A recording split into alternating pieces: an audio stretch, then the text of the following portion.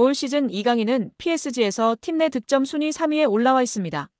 우스만 덴벨레와 브래들리 바르콜라를 제외하고는 이강인이 가장 높은 득점력을 뽐내고 있습니다. 미드필더 포지션도 함께 수행하기 때문에 득점 순위 3위는 놀라운 기록입니다. 이와 더불어 팀 내 도움 순위와 공격 포인트 순위에서도 3위를 기록하면서 공격의 핵심으로 분류되고 있습니다. 특히 기회 창출에서 이강인은 팀 내 최고 수준의 기록을 보유했는데요. 기회 창출이 45회로 2위인 덴벨레보다 높았고 빅찬스 창출도 12회로 팀 내 최고인 상황입니다. 음바페 없는 PSG의 왕은 덴벨레인 줄 알았는데 뚜껑을 열어보니 이강인이었습니다. 토트넘에서 챔피언십 퀸즈파크 레인저스로 임대를 떠난 양민혁이 손흥민과 이강인에게 고마움을 표시해 관심을 모았습니다. 영국 TBR 풋볼은 유튜브 채널 슈퍼러브를 인용 양민혁이 QPR로 임대를 가기 전 손흥민에게 받은 조언을 이야기했다고 전했습니다. 양민혁은 슈퍼러브를 통해 흥민이 형과는 당연히 같은 팀에서 같이 생활했다. 훈련이 끝나고 같이 밥 먹고 냉탕도 항상 같이 했다. 타지에서 같은 팀 선배로서 많은 도움을 주셨다면서 임대 가서도 다치지 말고 경험 많이 쌓고 돌아오라고 했다고 밝혔습니다. 양민혁은 지난 2024년 K리그 강원FC에서 고교생 신분임에도 38경기에서 12골 6도움으로 강한 인상을 남겼습니다. K리그 1 역사상 최초 고교생 신분으로 프로 선수가 된 양민혁은 시즌 중이던 지난해 7월 토트넘과 계약해 주목을 받았습니다. 아직 어린 선수다. 프리미어리그의 높은 수준에 적응하기 위해서는 시간이 필요하다는 포스테코글루 감독의 말처럼 양민혁의 토트넘 데뷔전은 좀처럼 쉽지 않았는데요. 손흥민도 양민혁에게 부담을 주지 말아달라고 당부한 뒤 양민혁은 K리그 첫 시즌 12골과 도움을 많이 기록했고 밝고 두려움이 없는 선수라고 간주했습니다. 또 그는 양민혁이 팀에 합류하게 돼 기대되며 내가 도울 수 있는 부분은 돕고 싶지만 압박을 주지 않아야 한다면서 축구가 그에게 가장 중요하다고 덧붙이기도 했습니다. 결국 양민혁은 경험을 쌓기 위해 QPR로 임대 이적하기로 했습니다.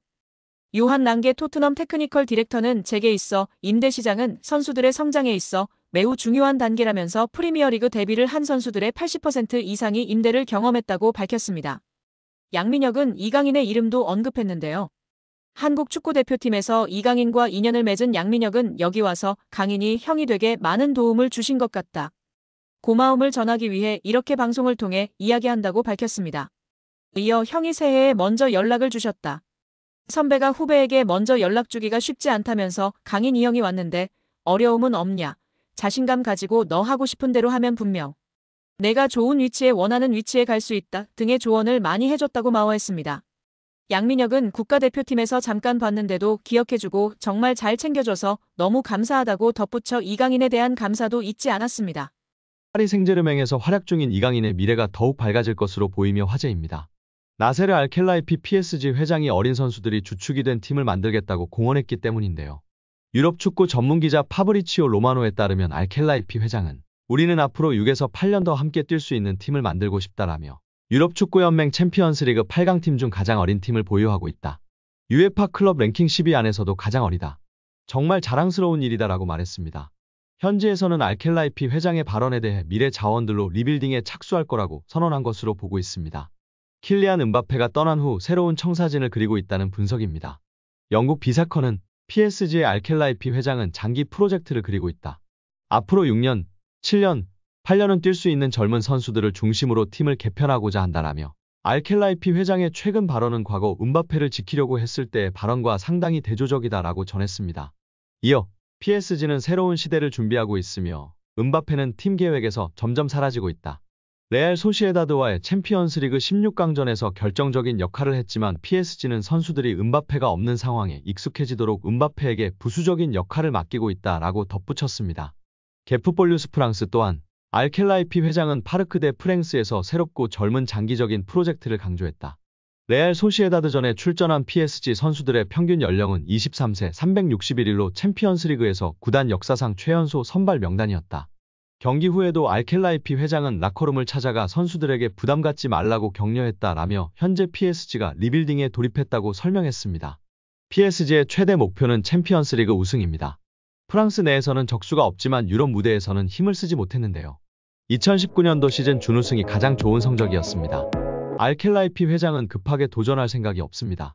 시간이 조금 걸리더라도 미래를 보장할 수 있는 선수들로 팀을 만들어 계속 도전하겠다는 입장입니다.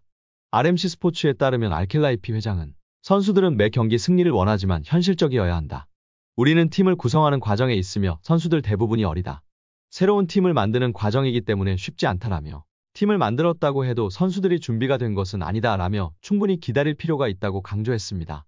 회장이 직접 젊은 선수들로 개편하겠다는 뜻을 밝힌 만큼 이강인의 미래도 좀 더 밝아질 것으로 기대되고 있습니다. 2001년생 이강인은 얼마 전 23번째 생일을 맞았습니다. 알켈라이피 회장이 언급한 6에서 8년 동안 활약할 수 있는 선수에 부합하는 나이대입니다.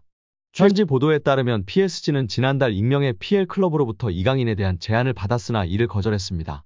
영국에서는 중동 자본을 등에 업은 뉴캐슬 유나이티드가 이강인을 노리고 있다는 루머까지 등장했습니다.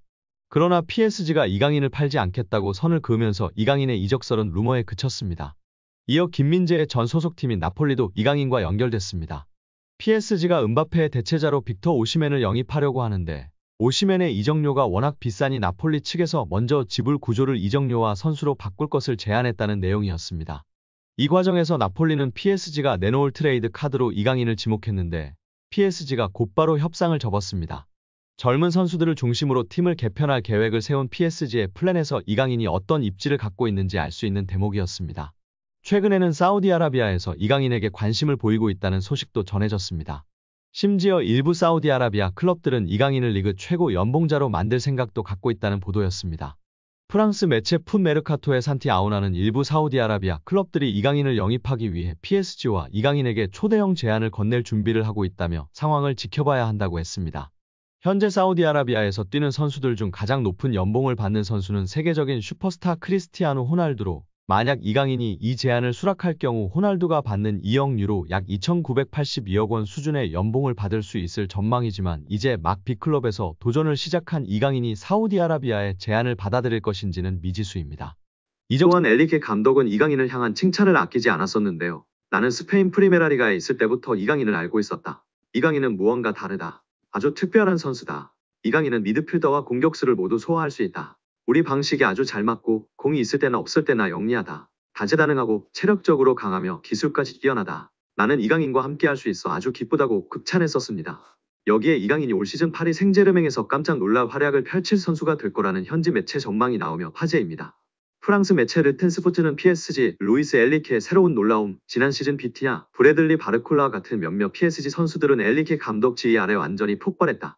이번 시즌 엘리케가 다시 어린 선수 중 하나를 크게 향상시킬 수 있을까? 나는 이강인이 올 시즌 놀라운 활약을 펼칠 가능성이 있다고 전했습니다. 매체는 PSG가 이렇게 젊었던 적은 없었을 것이다. 유럽 축구 연맹 챔피언스리그에 참가한 PSG는 활력이 넘치며 무엇보다도 유망한 팀으로 구성됐다. 지난 시즌 엘리케가 부임한 후 일부 선수들은 급격한 성장을 경험했다면서 이강인이 폭발할까? 프랑스 수도에서 소심한 첫 시즌을 보낸 이강인은 일관성과 통계를 볼 때 PSG가 마요르카에서 그를 영입하기 위해 2,200만 유로 약 326억 원을 지출한 것이 옳았다는 걸 증명할 수 있다고 설명했습니다. 이어 경기에서 능숙하고 지난 시즌보다 더 많은 주도권을 잡을 수 있는 능력을 갖춘 이강인은 올 시즌 PSG에서 깜짝 놀랄 만한 선수가 될 수 있다고 올 시즌 PSG에서 가장 주목할 만한 선수라고 강조했습니다. 이강인에게 원한이 있는 것이 분명합니다. 파리 생제르맹 소식통 플라네 PSG는 피에르 메네스의 발언을 전했습니다. 메네스는 루이스 엘리케 감독이 거의 항상 이강인을 기용하고 있는데 이해를 할 수 없다. 난 이강인이 밋밋하다고 생각한다. 드리블, 패스를 한 번도 하지 않고 위험을 감수하지 않으며 항상 볼을 뒤로 패스한다라고 말했습니다. 그는 이어서 이강인이 그라운드 위에 있을 때 아무것도 가져올 수 없다. 성가시다. 난 이강인을 좋아하지 않는다. 적어도 유니폼을 판매하는 일에는 능숙할 것이다라며 비꼬기도 했습니다. 이강인의 유니폼을 한국 축구 팬들이 많이 구매하는데 적어도 이런 일은 잘한다며 조롱한 것인데요. 메네스는 이전에도 이강인을 비판한 적이 있습니다. 이번 시즌 개막 전 이강인이 골을 넣었음에도 나는 이강인에 대해 처음부터 의구심이 있었다. 마요르카에서 뛰는 것을 봤을 때 드리블하는 것을 보았는데 PSG에 온 이후로 그렇게 드리블하는 것을 보지 못했다. 내가 틀리길 바라지만 완전히 확신할 수는 없다. 뒤로만 드리블하는 것 같고 PSG의 유니폼이 그에게 조금 부담스러운 것이 아닐까 걱정된다라고 말한 바 있습니다. 이강인을 지속해서 비판해오는 메네스 본인도 비판받을 일이 많은데요. 2021년 해설위원으로 활동하던 메네스는 성추행 논란으로 인해 퇴출당했었습니다. 정말 한국이든 프랑스든 어딜 가나 도라이는 어김없이 있는 것 같습니다.